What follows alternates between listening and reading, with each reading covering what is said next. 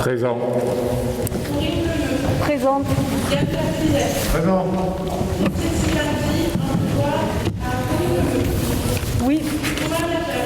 Présent. Présent. Joseph Cassaro.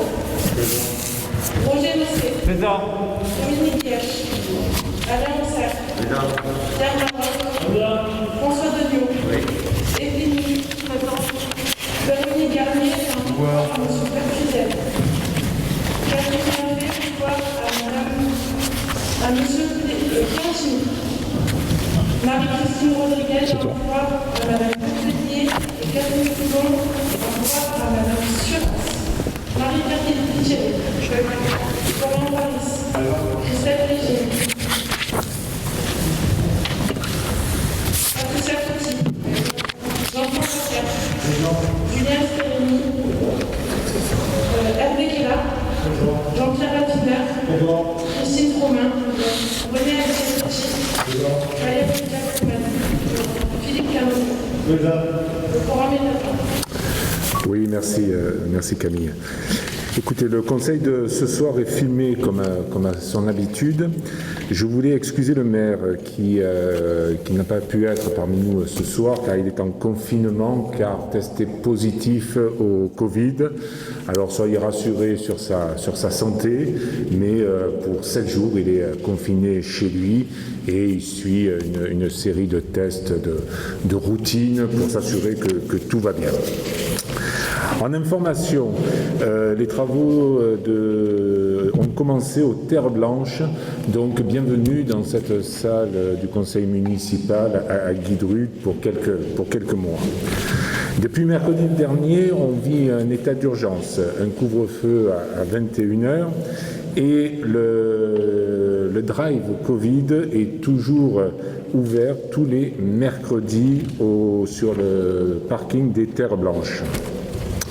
Alors on nous a souvent posé la question, parce que les informations n'étaient pas claires dans la presse, est-ce que Bouc-Bel-Air est concerné par le couvre-feu, par l'état d'urgence? Donc oui, l'état d'urgence s'applique à toute la métropole, donc à Bouc-Bel-Air. Pour information, il y a une exposition Sama pour les amoureux de la peinture au château du 20 au 31 octobre. Michel Cinieri, professeur d'italien, vous invite le temps d'une conférence à faire la connaissance d'un artiste italien le vendredi 23 octobre 2020 à 19h à la Bastide de la Salle. Pour rappel, le mercredi 21 et le vendredi 23 octobre 2020, la déchetterie de Bouc-Bel-Air sera fermée pour cause de travaux au niveau de l'entrée. Le conseil municipal de ce soir traitera majoritairement de solidarité envers les communes voisines du 06 très durement touchées, ainsi que envers notre tissu économique. Nous verrons ensuite de nombreuses questions d'ordre financier, ce qui va monopoliser notre adjointe aux finances une bonne partie du conseil. Au sein de la direction de la vie locale du conseil départemental des Bouches-du-Rhône, le service de la vie associative conduit depuis plusieurs années le dispositif de formation des dirigeants bénévoles associatifs, action de soutien aux associations de taille modeste du département. À ce titre, une session de formation de 3 jours aura lieu à Bouc-Bel-Air les 5, 13 et 19 novembre 2020, limitée à 15 participants maximum. Et elle s'adresse aux dirigeants bénévoles, présidents, trésoriers, secrétaires des petites associations, composées uniquement de bénévoles ou 1 ou 2 salariés maximum. Cette formation est gratuite, financée par le département et est ouverte aux membres du bureau. Les associations qui souhaitent s'inscrire s'engagent à participer aux 3 journées de formation qui se dérouleront de 9h à 16h. Le déjeuner sera à la charge des participants. Il sera rendu un hommage à l'enseignant victime du terrorisme le mercredi 21 à 11h30 sur la place de l'Hôtel de Ville. Et à ce sujet, je souhaiterais que nous observions une minute de silence.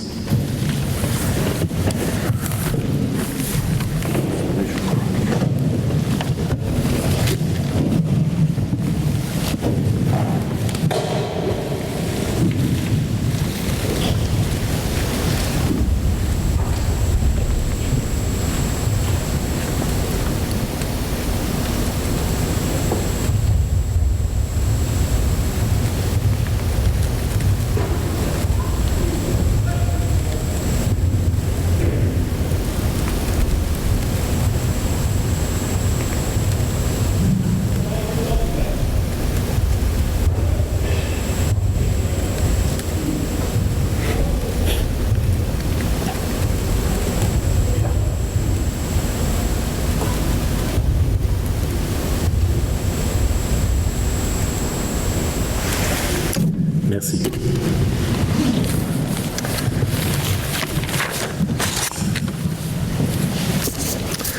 Donc rendez-vous mercredi 21 à 11h30 et nous pensons très fort à ses proches, au corps enseignant et à toutes les personnes qui sont touchées. Voilà, nous allons démarrer l'ordre du jour du conseil municipal. En premier lieu, l'adoption du compte rendu de la séance du 21 septembre 2020. Qui est contre? Qui s'abstient? Unanimité, merci. La première délibération, la mise à disposition d'un véhicule de fonction à Monsieur le maire et à Monsieur le directeur général des services pour l'année 2021. Il vous est proposé d'allouer un véhicule de fonction à Monsieur le maire, Richard Malier, à Monsieur le directeur général des services, Monsieur Philippe Landry, pour nécessité absolue de service, à savoir un véhicule électrique de type Renault Zoé, immatriculé FJ600BS à Monsieur le maire, un véhicule électrique de type Renault Zoé également, immatriculé CR301QV à Monsieur le directeur général des services. Qui est contre? Oui.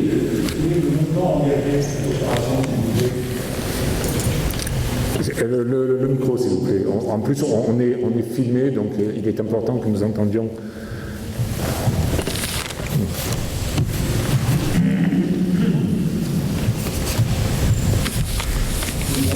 Le montant de cette opération, un véhicule électrique pour le monsieur le maire, un véhicule électrique pour monsieur le directeur général des services. Le montant, non? Le montant est de zéro puisque nous possédons déjà les véhicules. Donc il est mis à disposition des véhicules que nous possédons. Oui.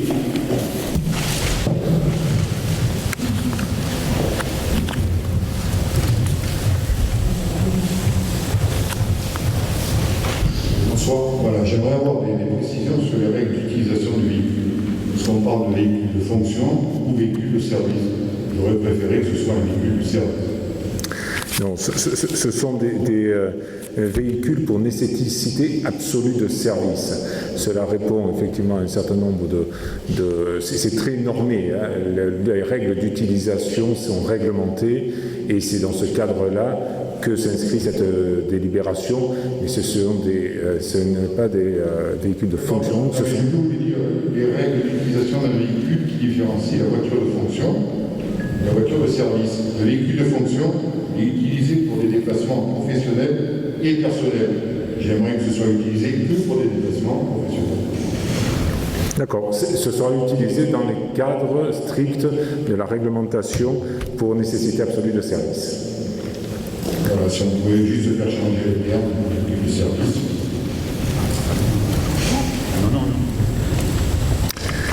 Donc, qui est contre? Qui s'abstient? 3, unanimité, merci. Désignation des délégués du conseil municipal à la commission locale d'évaluation des charges transférées. Alors, la CLECT, c'est une commission qui réunit tous les maires des communes qui se prononcent sur les compensations financières à l'occasion de transferts de compétences. Pour cela, il vous est proposé, pour la majorité, d'élire Monsieur le maire et en suppléant Madame Suras. Il est d'autant plus important que la majorité et la commune soient représentées à cette commission que nous sommes en total désaccord, notamment avec le transfert de la compétence du pluvial sur le montant du transfert. Aujourd'hui, la métropole nous demande plus de 300 000 € pour le transfert de cette compétence, ce qui n'est absolument pas ce que nous avons calculé, ce que nous désirons pour Bouc-Bélair, Et ça vient dans une politique plus globale et une idée plus globale que nous défendons, que personne n'est mieux placé pour défendre la proximité que le maire. Donc c'est à cette occasion que cette idée s'est remontée et que le maire, si on l'élit, défend la commune dans le cadre de la CLECT, qui est vraiment l'organe central en fait qui permet de défendre les intérêts communaux, notamment financiers, à l'occasion des transferts de compétences. Donc c'est un vote il y a un représentant, un suppléant. Est-ce que vous souhaitez présenter des candidats, sachant que le maire est candidat et qu'en suppléance, Madame Suras est également candidate? Ou est-ce qu'on valide ce choix? On valide ou comment vous voulez faire? On valide? Allez, donc Monsieur le maire et Madame Suras élus sur cette commission. La désignation des délégués à l'agence de l'urbanisme du Pays d'Aix. Alors l'OPA, pour mémoire, c'est une agence qui apporte une aide stratégique à la décision en matière d'urbanisme, en veille à la cohérence des politiques publiques pour tendre vers un aménagement plus harmonieux des territoires. Son territoire d'intervention couvre plus de 2 millions d'habitants avec 24 communes adhérentes, dont Aix-en-Provence et 6 intercommunalités.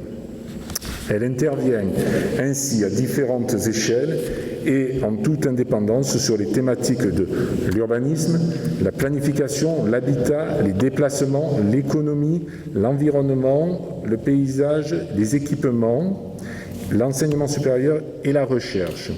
Là aussi, comme précédemment, il nous est demandé de désigner 2 représentants de la commune de Bouc-Bélair à cette agence. Nous vous proposons le maire, Monsieur le maire et Monsieur Pertuizel. Est-ce que vous avez, comme précédemment, des candidats? Est-ce qu'on vote sur cette base, Monsieur le maire, Monsieur Pertuizel? Donc, Monsieur le maire et Monsieur Pertuizel élus sur l'agence de l'urbanisme du Pays d'Aix.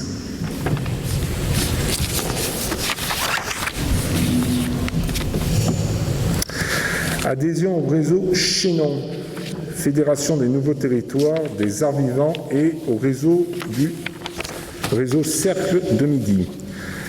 Nous vous proposons de reconduire l'adhésion au Chaînon pour 2021 pour un coût de 600 €. C'est un réseau qui permet au service de la municipalité d'avoir des retours d'informations sur les spectacles qui sont proposés et d'avoir accès à des spectacles à des coûts réduits du fait de la mutualisation de ces spectacles sur un territoire. Donc nous vous proposons d'adhérer au Chaînon pour 2021 pour 600 €. Qui est contre? Qui s'abstient? Unanimité. Merci. Demande de subvention auprès du Conseil départemental des Bouches-du-Rhône dans le cadre de l'aide à la Provence verte pour la débétonisation des cours d'école et du rond-point Sambaki. Monsieur Berger.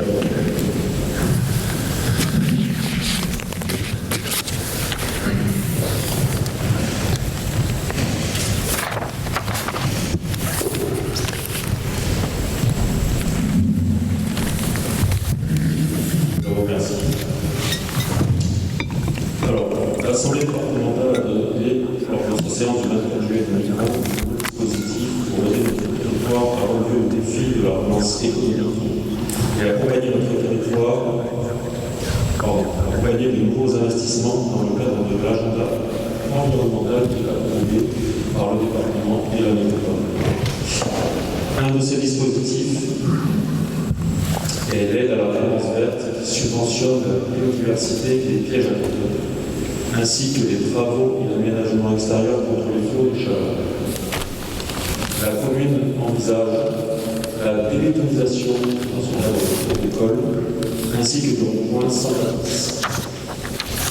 Ce qui va consister à des plantations d'arbres, à la réalisation de potagers dans les zones d'école et à réduire les surfaces minérales pour redonner une place prépondérante au végétal, que ce soit dans les zones d'école ou sur le commune. Donc pour faire face à cette dépense, qui est destinée à 300 000 € en place sur la qualité des sites, il est proposé de solliciter une aide financière auprès du Conseil départemental qui sera de 70% de cette somme, ce qui laissera à la commune un montant de 90 000 € sur les 300 000 €. Des questions? Oui.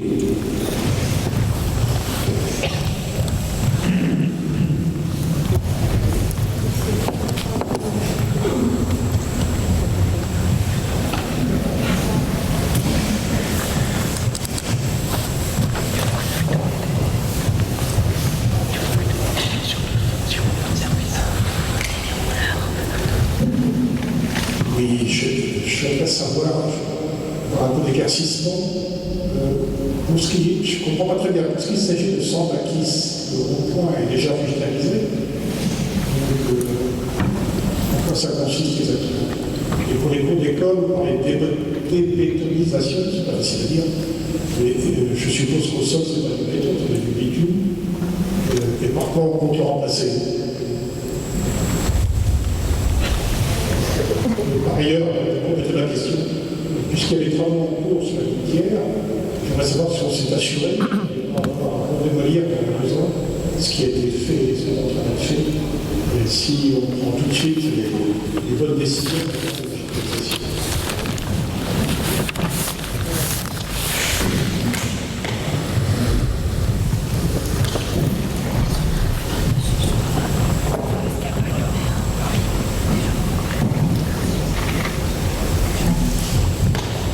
Ce qui est de la débétonisation, donc les cours d'école sont aujourd'hui réalisés majoritairement en enrobé, comme la route, sans aucune plantation, majoritairement sans aucune plantation. Donc ce qui va être fait, ça va être de créer des zones végétales, d'environ 5 mètres sur 5, cet ordre-là, pour implanter en premier lieu des arbres. En deuxième lieu, un potager autour des arbres, avec un système d'irrigation. Le reste de la course, un nouvel enrobé sera fait, qui améliorera les conditions de réservation. En ce qui concerne Sambakis, le rond-point est majoritairement minéral. Aujourd'hui, ce qui est prévu, ce qui est envisagé, c'est planter des arbres justement. Des arbres justement. Avec plus de végétation, c'est-à-dire que la partie minérale elle-même sera uniquement réduite à de la part. Concernant la préparation des travaux en termes d'arrosage ou en termes de verdure, sur la litière, ce sujet est déjà pris en compte. C'est-à-dire que ceux est implanté ou seront implantés uniquement les zones vertes là où c'est possible en termes de largeur de la voie. Et aucun réseau supplémentaire ne sera nécessaire au travers de la litière pour alimenter son bâtisse. Donc on n'aura pas besoin de creuser la route.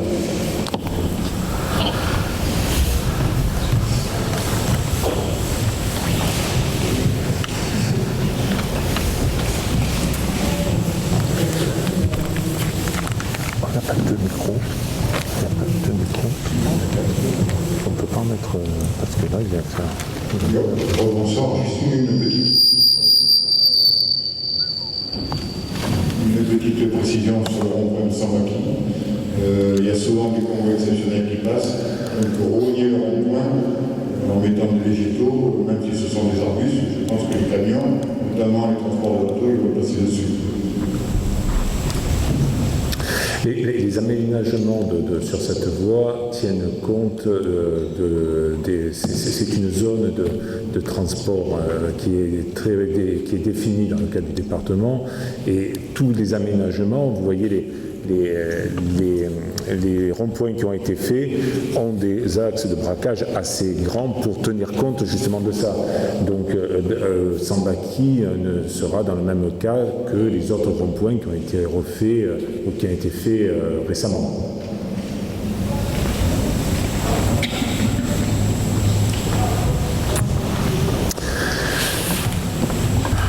Qui est contre? Qui s'abstient? Unanimité, merci. On a un problème de fréquence. Délibération suivante. Le versement de la quote-part de la commune aux dépenses de fonctionnement du SIGV. Madame Suras. Merci. Donc, il est proposé ce soir le versement de la quote-part de la commune, à savoir 65% aux dépenses de fonctionnement du SIGV, dans un montant annuel total de 506 716,39 €. Voilà, cette dépense sera pour le budget communal de 67 741. Cette délibération donc annule et remplace la délibération que nous avions prise début janvier, vous vous en souvenez, pour une erreur de montant, du montant transmis par le SIGV. Qui est contre? Une voix. Ah non. J'ai pas entendu, pardon.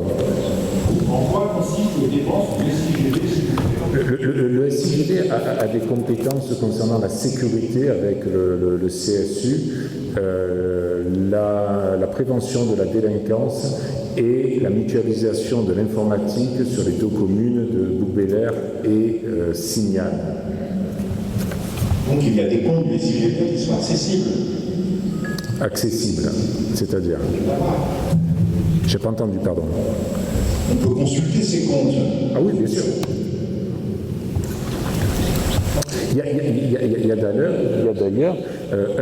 alors j'ai plus en tête des représentants de la commune au sein du SIGV. Donc c'est un organe qui est là pour mutualiser des compétences sur un territoire plus important que la commune. Je prends la sécurité, par exemple. La sécurité ne s'arrête pas aux frontières de la commune de Bouc-Bélair. Pareil, l'informatique, il n'est pas hors de propos que de penser que la mutualisation va pouvoir nous permettre d'engranger des gains d'exploitation. Donc, si vous voulez, effectivement, c'est un organisme qui est un syndicat intercommunal qui publie des comptes qui sont accessibles dans les mêmes conditions que l'ensemble des autres organismes communaux et autres, publics. Qui est contre? Qui s'abstient? Unanimité, merci. Versement d'une dotation de la commune aux dépenses d'investissement du SIGV. Donc, dans le cadre du fonctionnement du centre de supervision urbaine intercommunale, le SIGV a informé les communes membres de la mise en place de nouveaux serveurs développés de la data center. Vu les premières estimations fournies par le SIGV, la dépense prévisionnelle est de 140 € hors taxe. Vu la délibération qui a été prise en juin, la contribution de chacune des communes membres se fera sur le versement de SIGV dans le cadre de participation d'investissement à hauteur de 50% de la dépense réelle. En fait, c'est une nouvelle dépense qui n'était pas inscrite au budget de juillet. C'est dans le cadre du CSU une augmentation des dépenses qui sont dues à l'informatique et à des compléments d'équipement informatique. Il est à noter que vous avez remarqué que la participation à l'investissement est de 50%. Or, la clé de répartition réglementaire convenue entre le SIGV, entre Signane et nous, c'est 65% des dépenses à la charge de la commune de Bouc-Bélair, 35% à la charge de Signane. Donc vous voyez qu'on est gagnant sur ce coup-là. Qui est contre? Qui s'abstient? Unanimité, merci. Remboursement des dépenses liées à un exercice de mandat spécial, le Congrès des maires 2020. Donc là, le CGCT dispose que les dépenses liées à l'exercice des mandats spéciaux peuvent être remboursées par la commune sur présentation de justificatif. On propose ce soir d'autoriser le remboursement des dépenses de M. le maire qui exerce un mandat spécial sur la base des PNL pour le Congrès des maires 2020. Oui.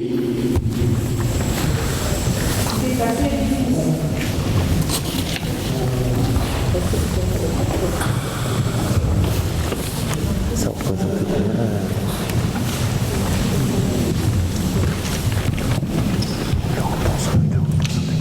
Bonsoir. Il est assez difficile de demander un remboursement avant que les frais aient été engagés. Non, au contraire, on donne, si vous voulez, la possibilité au maire préalablement. C'est-à-dire que d'habitude, on le faisait à l'envers. C'est-à-dire que le maire avançait les frais et ensuite, il venait vers nous. Donc là, on s'assure qu'il a le mandat du conseil municipal avant d'engager des frais. Pour mémoire, l'année passée, ça représentait un peu plus de 400 euros, 410 euros de mémoire. Et on est sûr que cette année, avec le contexte sanitaire, ça va avoir mieux parce que je sais que déjà le congrès des maires a fait à Ferrara, Si pas de frais, pas de remboursement.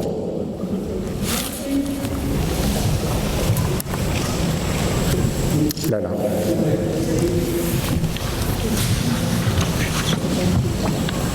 Mais excusez-moi, je n'ai pas compris.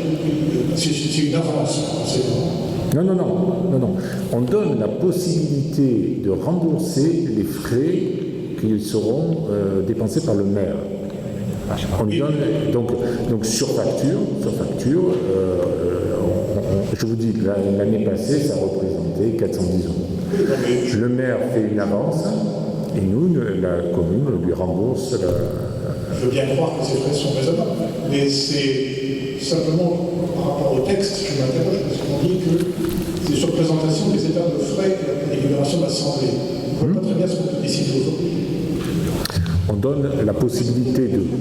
La possibilité existe dans les textes? Non, les textes sont clairs. C'est sur mandat spécial donné par le conseil municipal. Ensuite, les frais seront abonnés au budget et seront publics. Il n'y a pas de difficulté là-dessus. Mais il ne faut pas très bien ce qu'elle a décidé aujourd'hui. La possibilité de donner au maire de se faire rembourser les frais engagés. Qui est contre? 2, 3. Qui s'abstient? Majorité. Merci. Approbation du transfert de l'actif et du passif du budget annexe de l'assainissement de la commune de Bouc-Bélier pour l'exercice de compétences assainissement à la métropole. Sophie. Comme vous le savez, la loi MAPAM et la loi NOTRe ont réalisé une nouvelle répartition des compétences entre les communes et les métropoles. Ça s'applique à nous également. Sur le fondement de ces deux textes, la métropole ex-Marseille France et depuis les dates compétente en matière d'assainissement sur l'intégralité de son territoire. Il faut donc rendre l'ensemble du patrimoine nécessaire à l'exercice de cette compétence, ainsi que les ressources qui ont servi à son financement. Par conséquent, permettre à la métropole d'intégrer ça dans ses actifs et passifs. On propose d'intégrer les actifs pour un montant global de 3 968 315,03 € et d'intégrer les subventions d'équipement pour un montant global de 82 821,90 €. Sachant que ce n'est qu'un simple jeu d'écriture entre le trésor public et la métropole. En effet, le transfert de compétences a été effectué, mais par une convention de maîtrise d'ouvrage déléguée, la métropole nous avait laissé la compétence le temps de la réception des travaux de la station de potabilisation. réception qui a eu lieu. Donc on transfère aujourd'hui les budgets au regard des compétences transférées. Est-ce qu'il y a des questions? Qui est contre? Qui s'abstient? Unanimité. Merci. Approbation du transfert de l'actif et du passif de la commune de Bouc-Bel-Air pour exercer la compétence eau à la métropole. C'est exactement le même contexte qui provoque des transferts de compétences suite au Donc là, on propose l'intégration des actifs dans un compte global de 4 829 581,65 € et l'intégration des subventions de doublement dans un compte global de 199 376,35 €. Oui.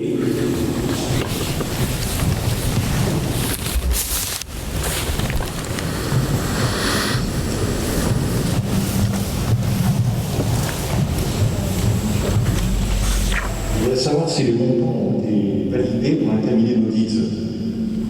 Est-ce qu'il y a eu en quelque sorte un commissaire d'apport au... Non, la question des apports? non, les montants n'ont pas été validés par un cabinet d'audit. Ce sont des budgets annexes, sur lesquels on a une visibilité sur et des évolutions qui sont sur des années. Donc il n'y a pas eu d'audit. Par contre, ils ont fait bien évidemment, vous en doutez bien, l'objet des clôtures successives des comptes est validé par la trésorière publique. Une valeur 2017, c'est ça? Oui. Au 31 décembre 2017.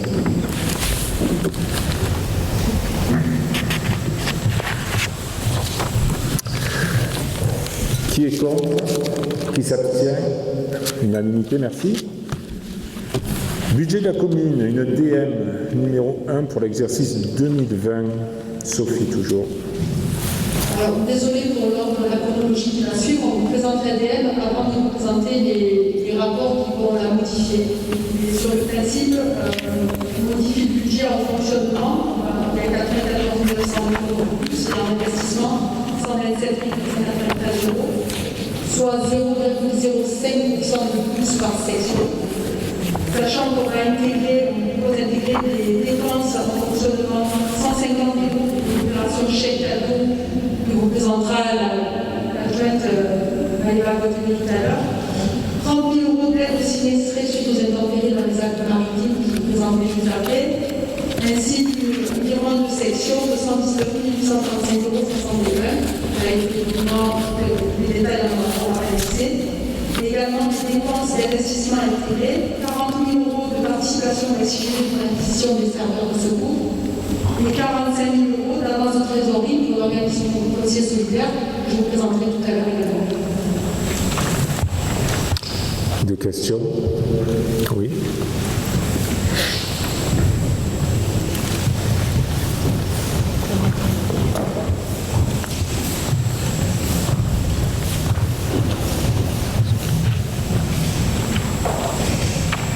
Je vous remercie pour ces explications. Est-ce qu'on peut demander que la prochaine fois, on mette dans les textes préparatoires du budget de quoi il s'agit? Parce que pour les 53 pages de budget de chiffres, c'est difficile de savoir ce qui a été modifié. Oui, mais ça a été vu peut-être en commission. C'était en commission? J'étais absent de la commission. Voilà, ça a été vu en commission, mais effectivement, on pourra déléguer un petit peu la... Bien sûr, pas de souci.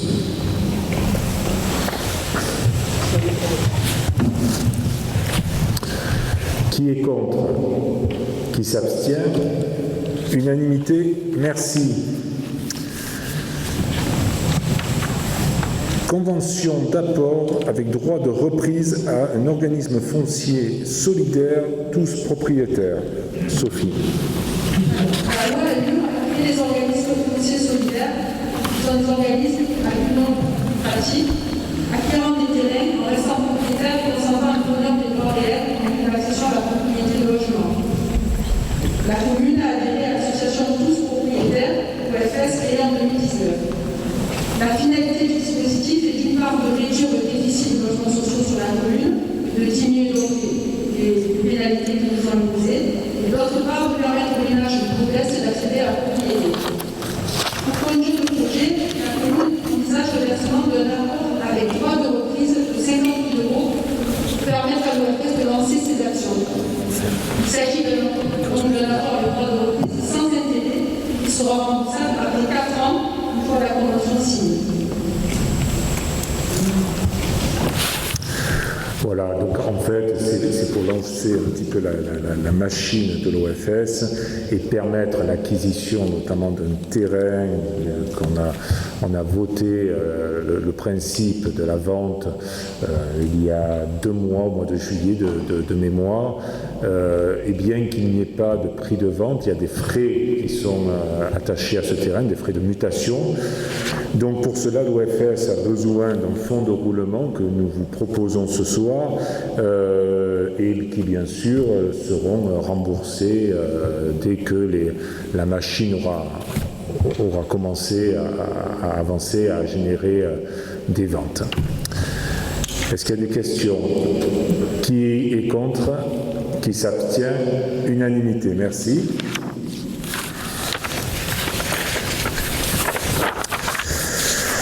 Alors, une subvention à l'association culturelle arménienne de Bouc-Bélair. Sophie. C'est une association ACABA qui sollicite l'aide de la commune dans une subvention pour un déplacement culturel en Amérique. Excusez-moi. Donc, elle nous demande d'aider à hauteur de 1 500 €. Est-ce que vous avez des questions? Oui.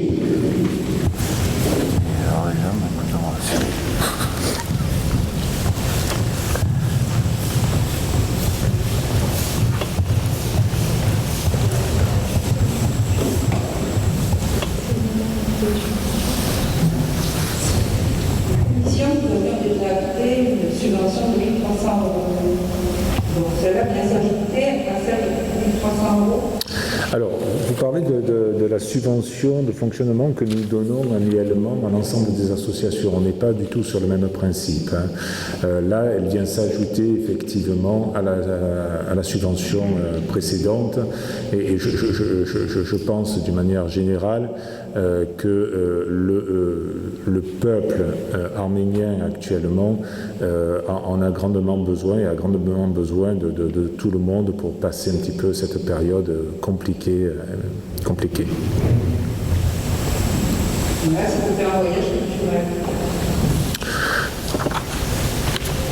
C'est une décision politique. C'est une décision politique de soutien absolu à ce peuple qui est dans cette situation. Merci. Qui est contre? Qui s'abstient? Unanimité. Merci.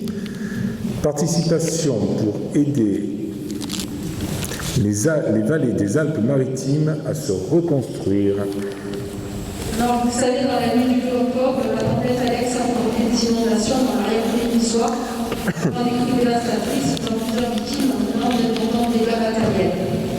Des dégâts considérables et exceptionnels qui se chiffrent en centaines de millions d'euros.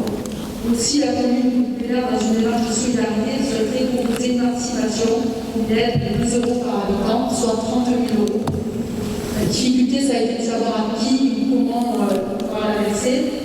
On a proposé la règle des 500 édifices les plus détruits dans les 3 communes qu'on a identifiées, à savoir Saint-Martin-de-Vésulie, Bray-sur-Oya et Tarbes.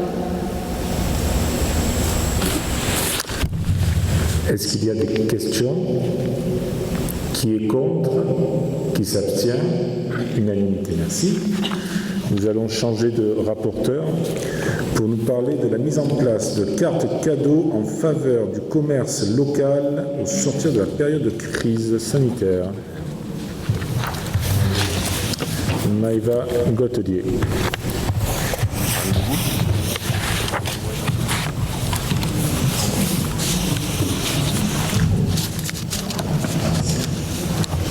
Merci. Alors, effectivement, vous n'êtes pas sans savoir que suite au décret de 2020-57 du 14 octobre 2020, l'état d'urgence sanitaire a de nouveau été déclaré depuis le 17 octobre dernier. Ce décret a été publié au journal officiel le 15 octobre et la situation économique actuelle ne fait que se complexifier. Il est de notre devoir, en tant que commune, de continuer d'accompagner les commerçants et d'autant plus à l'aube de cette deuxième vague. Eu égard à la convention qui avait été signée avec la CCI Aix-Marseille-Provence et qui avait été délibérée notamment le 10 juillet dernier, et pour continuer de soutenir notre tissu commercial local, il est proposé aujourd'hui de mettre en place un dispositif d'aide en faveur du commerce local par l'octroi à tous les ménages de biens, donc sur présentation bien évidemment de la taxe d'habitation, de titres cadeaux à valeur auprès des commerçants et artisans situés sur le territoire communal et régulièrement inscrits auprès des chambres consulaires. Il s'agirait donc de titres cadeaux à hauteur de 25 € par foyer fiscal pour une opération globale estimée à 150 000 €. Dernière chose, une exclusion sera faite de certains commerces par rapport aux commerçants qui ont pu travailler pendant le confinement et qui ont globalement continué de travailler pendant l'état d'urgence sanitaire, à savoir les supermarchés, les stations-service, les jardineries et les commerces qui vendent du tabac. Je vous remercie. Est-ce qu'il y a des questions? Qui est contre? Qui s'abstient? Unanimité, merci. Nous allons changer de rapporteur pour nous parler du renouvellement de la convention collective de gestion d'une fourrière automobile. Monsieur Cassaro.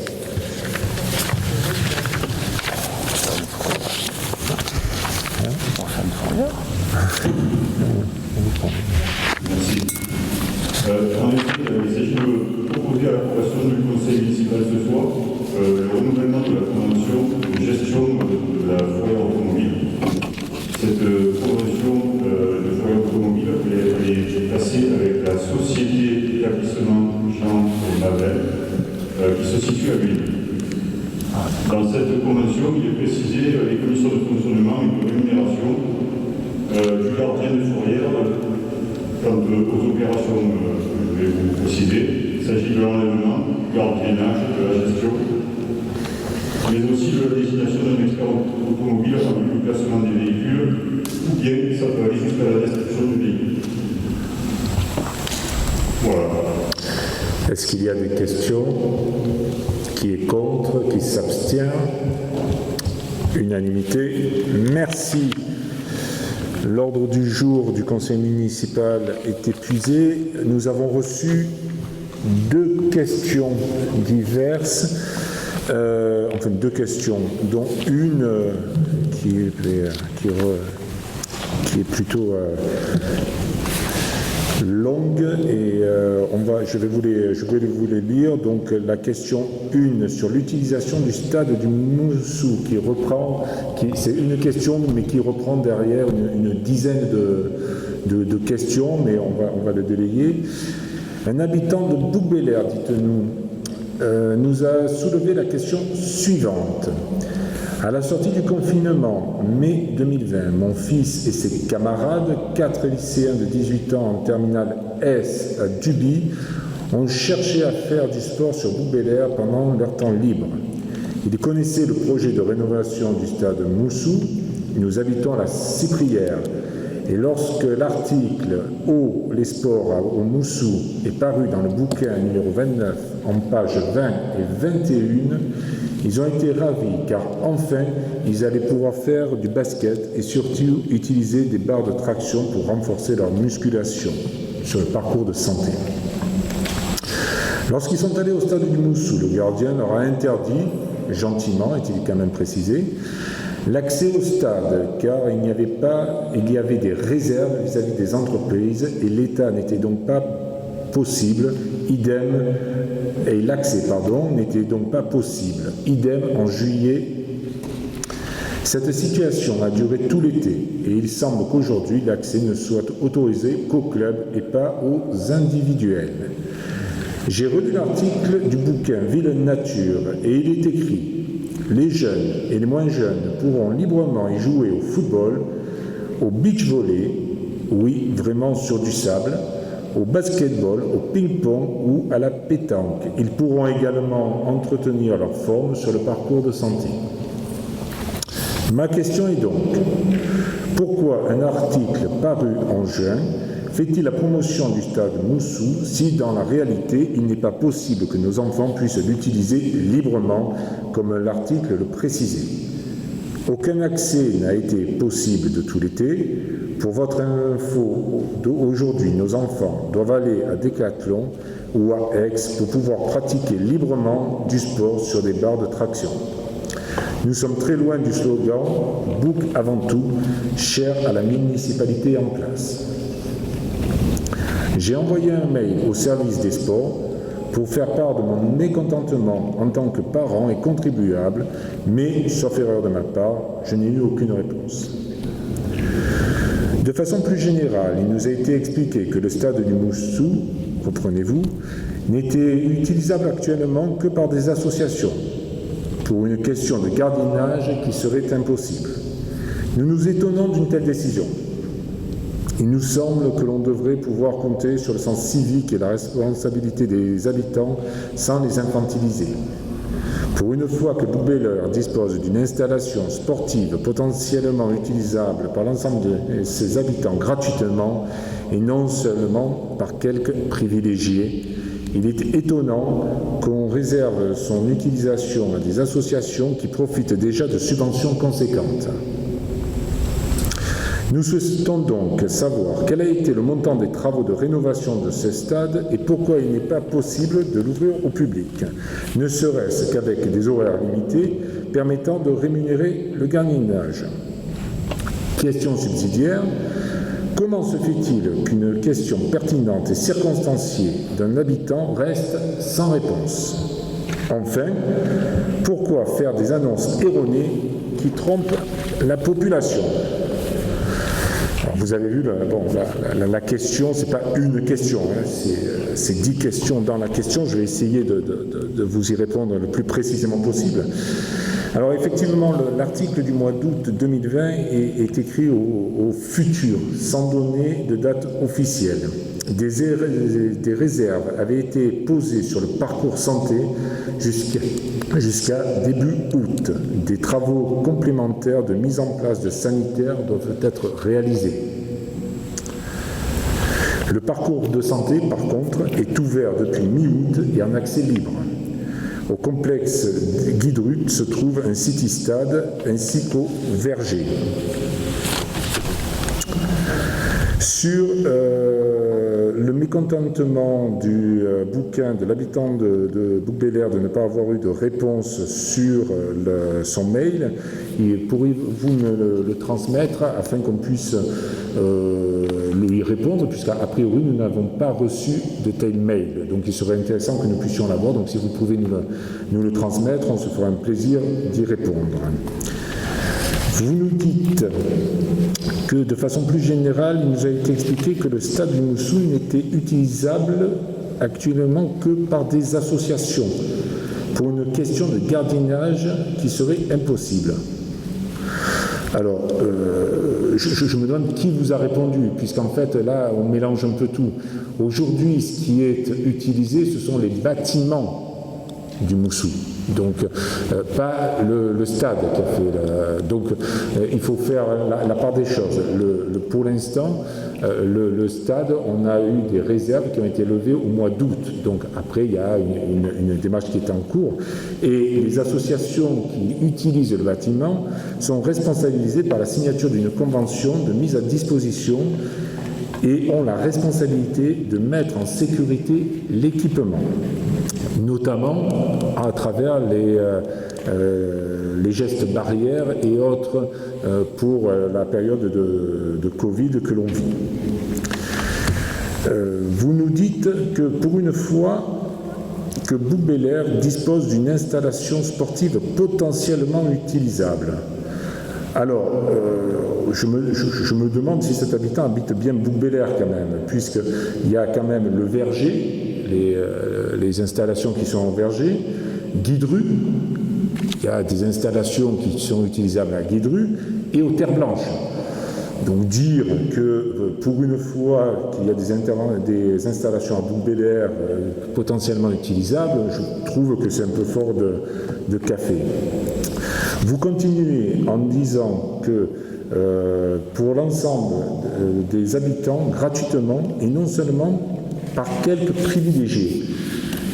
Là c'est vraiment un élément moi, qui me fait grandement penser au discours du Bourget de Hollande en janvier 2012 qui vilipendait les privilégiés dont il faisait partie. Parce que je ne pense pas qu'à Bouc-Bélier, on puisse dire qu'on soit si mal que ça. Donc, voyez ce qui se passe au Karabakh, on en a parlé, dans le 06. Donc, dire que sur Bouc-Bélier, il y aurait des privilégiés et d'autres non privilégiés, je pense quand même qu'il y a un pas que je ne franchirai pas. Vous continuez en disant « Il est étonnant qu'on réserve son utilisation à des associations qui profitent déjà de subventions conséquentes. » Vous savez, les associations vont vivre la commune. Le dynamisme, le bien vivre, le bon vivre de la commune, c'est un ensemble de choses, économiques, municipales, mais aussi l'investissement qu'ont des bénévoles au sein d'associations. De plus, on est dans une période de crise dans lesquelles les associations sont malmenées. 3 associations aujourd'hui sont en très grande difficulté sur la commune. L'ensemble des associations sont en difficulté, 3 plus particulièrement, et menacent de fermer. Alors, il faut que ce soit clair, nous soutenons totalement nos associations. Nous les avons toujours soutenues et nous continuerons à les soutenir. Quoi qu'il arrive, nous serons avec elles et je ne pense pas qu'on puisse dire aujourd'hui que les subventions soient trop importantes ou autres. Non, on soutient notre tissu économique, nous soutenons notre tissu associatif et c'est très bien comme cela. Ensuite, nous souhaitons donc savoir quel a été le montant des travaux de rénovation de ce stade. Il a été de 432 000 € hors taxes, dont 259 000 € de subventions. Et pourquoi il n'est pas possible de l'ouvrir au public, ne serait-ce qu'avec des horaires limités permettant de rémunérer un gardiennage ? Tout simplement parce qu'on attend en fait la fin du projet, notamment l'installation des WC, des sanitaires qui permettront entre autres de se laver les mains et de respecter les gestes barrières et les règles sanitaires d'hygiène qui permettent l'utilisation du stade. D'ailleurs, le règlement intérieur du Moussou a été approuvé lors de la commission sport du 15 septembre. Par contre, je vous le rappelle, je vous avais dit précédemment, le parcours santé est ouvert. La question subsidiaire. Comment se fait-il qu'une question pertinente et circonstanciée d'un habitant reste sans réponse ? Je vous ai demandé de me faire passer sa question et le service concerné y répondra. Enfin, pourquoi faire des annonces erronées qui trompent la population ? Alors là je suis allé voir un petit peu ce qui avait été dit et je pense que je vais le reprendre. Je vais vous en faire lecture. Donc c'est le bouquin. Des périodes d'accès libre aux installations seront organisées par le service sport et vie associative et des créneaux seront également attribués aux associations de la commune. Donc, le futur est utilisé par le présent Il y a des contraintes, notamment des contraintes de réception des travaux, comme nous vous l'avons expliqué. Par contre, nous taxer de faire des annonces erronées et pousser un peu le bouchon loin, si vous me permettez l'expression. La deuxième question. État des lieux de l'isolement thermique des bâtiments publics.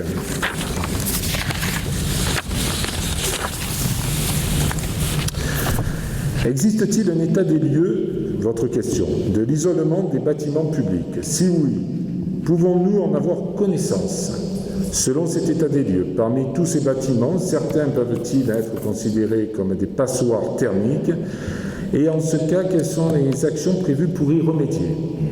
D'une façon plus générale, un plan de prévention énergétique existe-t-il? Peut-on le connaître et a-t-il été mis en place? Si oui, comment sera-t-il financé? Pouvez-vous nous indiquer les actions principales prévues dans ce plan? Alors, la commune de Bouc-Bélière s'est engagée sur l'amélioration thermique des bâtiments communaux. Son action se concrétise en deux axes. La rénovation des bâtiments, avec le remplacement des menuiseries, les isolations, etc., et l'intégration d'un programme de rénovation des chaudières dans un marché de maintenance des installations de chauffage. Sur 2016, la rénovation réalisée avec intégration de l'amélioration thermique.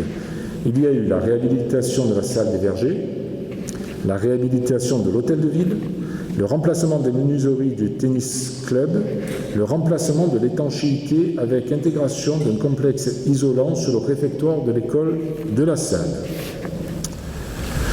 Rénovation thermique programmée en 2020. Le complexe des terres blanches, rénovation complexe de l'étanchéité, remplacement des menuiseries, remplacement des équipements de chauffage, isolation extérieure et intérieure. Transformation de la chapelle œcuménique, rénovation complète de l'étanchéité, remplacement des menuiseries, des équipements de chauffage, isolation intérieure et extérieure. La rénovation complète de la toiture terrasse du local associatif de la fibre solidaire au domaine de la salle, le remplacement des menuiseries en bois sur le bâtiment annexe de l'école de la bergerie, les rénovations thermiques prévues en 2021, le remplacement des menuiseries en bois sur le bâtiment annexe du complexe des terres blanches et le remplacement du complexe isolant, de tout l'isolant. Remplacement des menuiseries sur le bâtiment annexe de l'école des Pins, le remplacement des chaudières de Virginie de Dieu et du groupe scolaire de la salle. Le programme de remplacement de chaudières sur les 5 ans à venir dans le cadre du contrat de maintenance, il y aura celui de la Bastide de la salle qui est en cours, école primaire des Pins, école maternelle des Pins. Voilà un point rapide sur la rénovation des installations de chauffage et sur l'état des lieux de l'isolation thermique des bâtiments publics, objet de votre deuxième question. Voilà, il n'y a pas eu, à ma connaissance, d'autres questions. J'ai essayé d'être le plus clair possible sur ces deux questions. Je vous prie de passer, je vous souhaite une bonne soirée. Voilà, c'est ça. N'oubliez pas de signer la DM en sortant, le budget modificatif. Bonne soirée et à bientôt.